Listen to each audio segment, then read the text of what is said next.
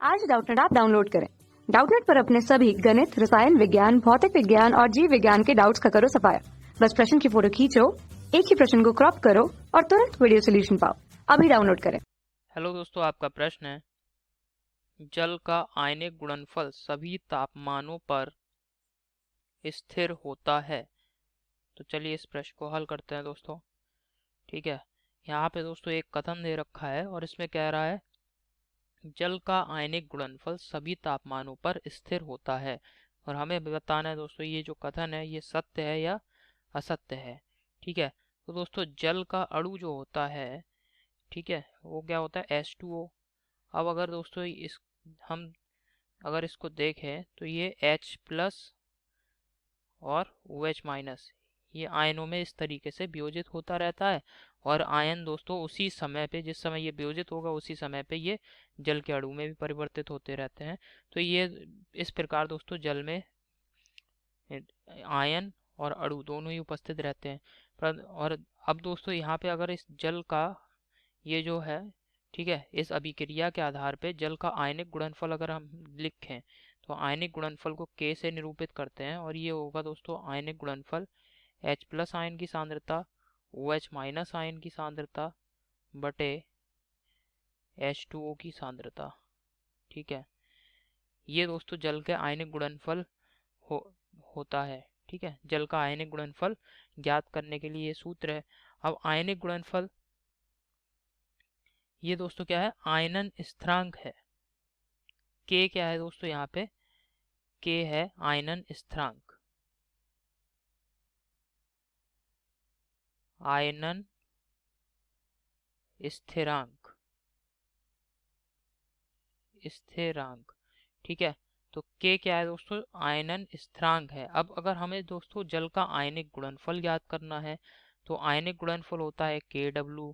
और ये कैसे ज्ञात करेंगे दोस्तों, H+ आयन की सांद्रता गुणे OH- आयन की सांद्रता। तो इन दोनों की सांद्रताओं का गुणनफल ही क्या कहलाएगा दोस्तों, जल का आयनिक गुणनफल कहलाएगा। ठीक है, दोनों आयनों की सांद्रताओं के गुणनफल को जल का आयनिक गुणनफल कहेंगे। अब दोस्तों तापमान अगर हम बढ़ाते हैं, ठीक है, तापमान को बढ़ाया जाता है, तापमान को बढ़ाया जाता है तो दोस्तों जल के अणु का वियोजन अधिक होता है। जल के अणु का वियोजन बढ़ जाता है। अणु का वियोजन, जो आयनों में जल का अणु वियोजित हो रहा है, जल के अणु का वियोजन क्या होगा, बढ़ जाएगा। और अगर दोस्तों यहाँ पे मैं तापमान को कम कर दूं, अगर मैं तापमान को कम कर दूंगा तो दोस्तों क्या होगा, कम ताप पर बहुत तापमान को कम करते जाएंगे तो दोस्तों जल का वियोजन, जल के अणु का वियोजन भी घटना शुरू हो जाएगा। जल के अणु का वियोजन घटना शुरू हो जाएगा। ठीक है, जल के अणु का वियोजन घटना घटने लगेगा। तो दोस्तों तापमान पर आप देख रहे हैं कि जल के अणु का वियोजन तापमान पर निर्भर कर रहा है। अब दोस्तों अगर तापमान को मैंने बढ़ाया तो जल का अणु का वियोजन, जल के जो अणु हैं वो अधिक से अधिक वियोजित हो जाएंगे ये H+ OH- आयनों में। और जितने अधिक अणु दोस्तों वियोजित होंगे उतनी ही यहाँ पे सांद्रता H+ और OH- आयनों की सांद्रता का मान भी उतना ही अधिक होगा। और जब सांद्रता बढ़ेगी तो दोस्तों क्या होगा, KW अर्थात आयनिक गुणनफल बढ़ेगा। इसी प्रकार अगर हम तापमान को कम करते जाएंगे तो उससे क्या होगा, जल के अणु का वियोजन क्या हो गया, घट गया।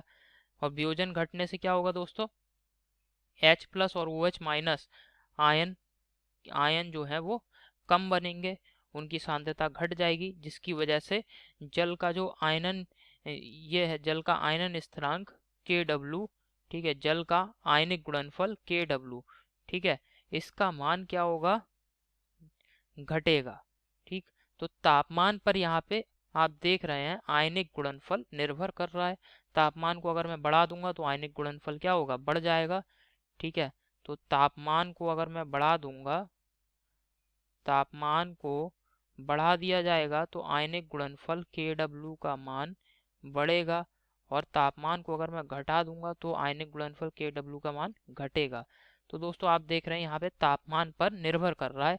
ऐसा नहीं है कि प्रत्येक कोई सा भी ताप हो, ठीक है, सभी तापों पर आयनिक गुणनफल जो है जल का वो नियत है, ठीक है, नियत है या स्थिर है। तो यहाँ पे जो कथन कह रहा है कि जल का आयनिक गुणनफल सभी तापमानों पर स्थिर होता है, ये दोस्तों गलत कथन है। तो यहाँ पे मैं लिख सकता हूँ अतः दिया गया कथन असत्य है। दिया गया कथन क्या है दोस्तों? असत्य है। दिया गया कथन असत्य है, ठीक है, यही हमारे प्रश्न का उत्तर है दोस्तों। अतः दिया गया कथन असत्य है।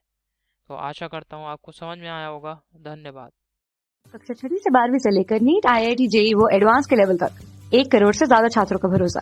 आज ही डाउनलोड करें डाउटनेट ऐप या व्हाट्सएप करें अपने सारे डाउट्स 8400 400 400 पर।